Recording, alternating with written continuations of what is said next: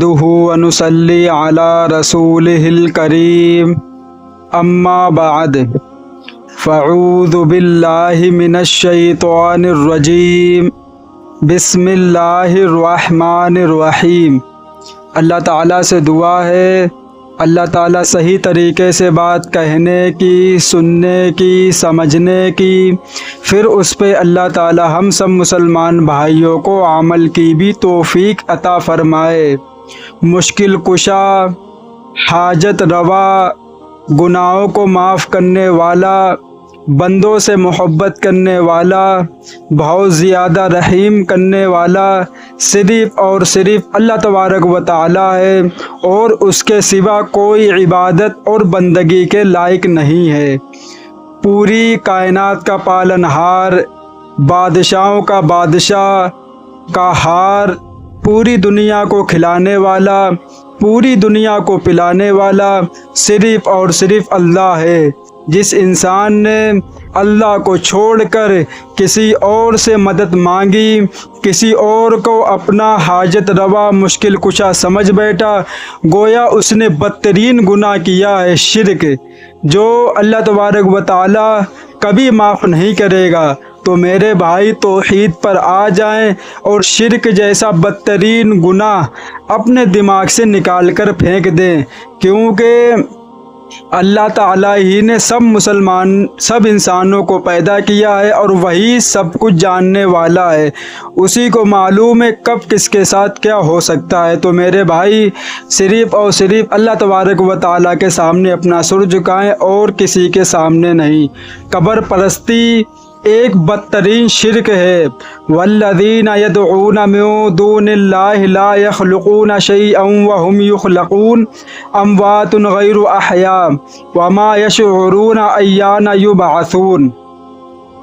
اور وہ دوسری ہستیاں جو اللہ کو چھوڑ کر دوسروں کو پکارتے ہیں، وہ کسی چیز کے بھی خالق نہیں ہیں، بلکہ خود مخلوق ہیں، مردہ ہیں، نہ کہ زندہ، اور انہیں تو یہ بھی معلوم نہیں ہے کہ انہیں کب دوبارہ زندہ کر کے اٹھایا جائے گا۔ اللہ تعالیٰ نے آیت الکرسی میں فرمایا، میں واحد معبود ہوں جس کے سوا کوئی دوسرا عبادت کے لائق نہیں، مجھے نہ نیند آتی ہے نہ اونگ، زمین و آسمان میں جو کچھ بھی ہے وہ میرا ہی ہے۔ کون ہے جو مجھ سے بلا اجازت کسی کی سفارش کرے؟ میں اگلے پچھلے تمام حالاتوں کو جانتا ہوں۔ کوئی شخص علم کا کتنا ہی احتیاط کر سکتا ہے جتنا میں چاہوں، میرا اقدام تمام آسمانوں اور زمین پر قائم ہے، اور نہ ہی میں ان کی نگرانی کرتے ہوئے تھکتا ہوں، کیونکہ میں ہی سب سے بلند اور سب سے عظیم ہوں۔ اللہ تبارک و تعالیٰ یہ باتیں خود اپنے بارے میں کہہ رہا ہے کہ میں واحد معبود ہوں جس کے سوا کوئی دوسرا عبادت کے لائق نہیں ہے۔ تو میرے بھائی پھر ہم کون ہوتے ہیں کہ اللہ تبارک و تعالیٰ کو چھوڑ کر کسی اور سے اپنی مرادیں مانگیں، اور کسی اور کے سامنے اپنا سر جھکائیں، اور کسی اور کے سامنے اپنا ہاتھ پھیلائیں؟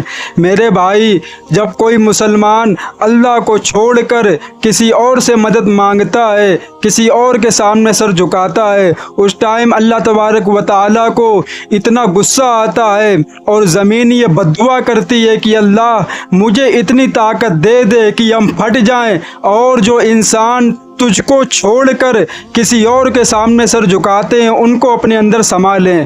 اللہ تبارک و تعالیٰ کہتا ہے صبر کرو، وہ دن آنے والا ہے جس دن یہ خود تمہارے پاس آئیں گے، اس دن اپنا حساب چکتا کر لینا ان لوگوں کے ساتھ۔ اور ہوتا کیا جب کوئی انسان قبر کے اندر جاتا ہے، جو اللہ کی نافرمانی کر کے جس نے زندگی گزاری ہے، تو قبر اتنا غصہ اس کے اوپر ہوتی ہے، ایسا اس کو دباتی کہ اس کی ہڈیاں ایک دوسرے میں گھس جاتی ہیں۔ تو میرے بھائی صرف اور صرف نبی کے طریقے ہی پر اللہ نے کامیابی لکھی ہے، باقی دنیا میں کسی کے نقش قدم پر چلو گے تو صرف اور صرف بربادی کے سوا، تباہی کے سوا، ناکامی کے سوا کچھ ہاتھ آنے والا نہیں ہے۔ کیوں؟ اسلام ایک سچا مذہب ہے اور ہر چیز کے بارے میں ہمارے نبی ہم کو گائیڈ کر کے گئے ہیں، ہر چیز کے بارے میں ہم کو بتایا ہے۔ اور میں قسم کھا کر یہ بات کہنا چاہتا ہوں کہ دنیا کے اندر جتنے بھی مذہب ہیں، پہلے بات تو میں مذہب کے اوپر بات چھیڑتا نہیں ہوں، لیکن جب دین کے اوپر بات آتی ہے تو ہم کو کہنے میں پیچھے کیوں رہنا چاہیے؟ اتنے مذہب ہیں دنیا کے اندر، کسی بھی مذہب میں اندر جیسے اسلام میں لوگوں کو گائیڈ کیا گیا ہے ہر چیز کے بارے میں، ویسے مجھے تو ایسا لگتا ہے کہ کسی کو ایسے گائیڈ نہیں کیا گیا ہے۔ ہر چیز کے بارے میں نبی بتا کے گئے کہ عورت کو کیسے زندگی گزارنی ہے، کیسے پردہ کر کر رہنا ہے۔ یہاں تک فرمایا ہے کہ عورت اپنے کپڑے ایسی جگہ پہ نہ ڈالے جہاں پر کسی غیر مرد کی نظر اس کے اوپر پڑے۔ تو میرے بھائی یہ ہمارے نبی ہم کو بتلا کے گئے ہیں۔ بہت سے لوگ یہ کہتے ہیں کہ نہیں، دنیا میں کوئی نبی نہیں آئے ہیں، سب مسلمان صرف اور صرف بکواس کرتے۔ میرے بھائی آپ کے ذہن میں یہ کیڑا گھسا ہوگا، لیکن میرے ذہن میں یہ کیڑا نہیں گھسا ہوا ہے۔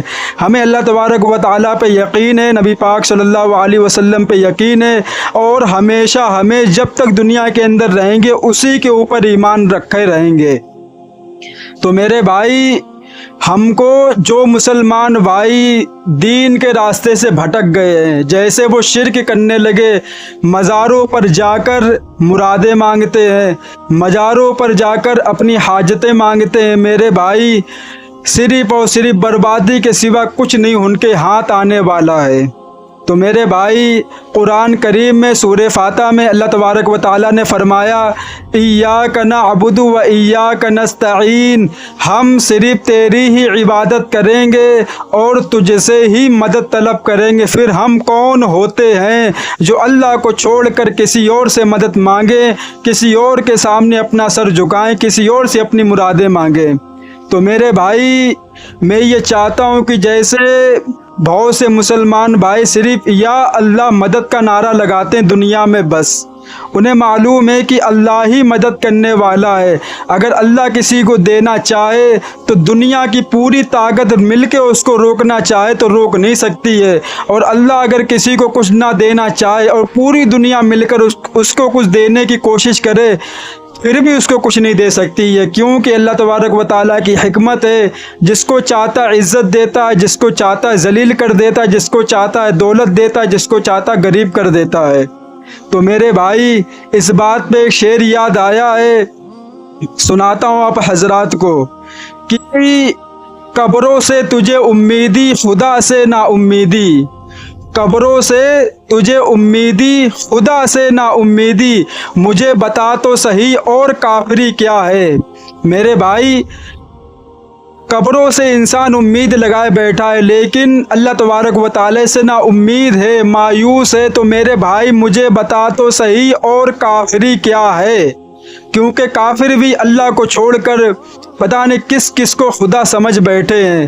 ان کی تو میں باتیں نہیں کرنا چاہتا ہوں، کیونکہ ہمیں جو رائٹ ملا ہے، جو ہمیں بات کرنے کی جو اجازت دی گئی ہے، جو لوگوں نے ہم کو بولا ہے، وہ صرف اور صرف اپنے مذہب کے اوپر بات کرنے کے لیے بولا ہے۔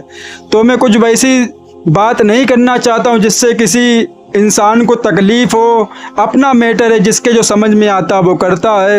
تو میرے بھائی میں یہی کہوں گا کہ صرف اور صرف اللہ کی مدد کریں، وہ اللہ تبارک و تعالیٰ کی عبادت کریں اور کسی کے سامنے اپنا سر نہ جھکائیں، کیونکہ اللہ تبارک و تعالیٰ کو اس بات پہ بہت زیادہ غصہ آتا ہے کہ جب کوئی مسلمان اللہ کو چھوڑ کر کسی اور کو اپنا حاجت روا، کسی اور کو اپنا مشکل کشا سمجھ بیٹھے۔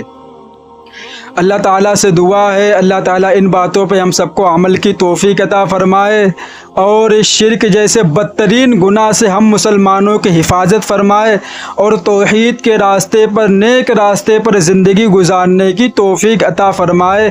وآخر دعوانا وللحمد للہ رب العالمین۔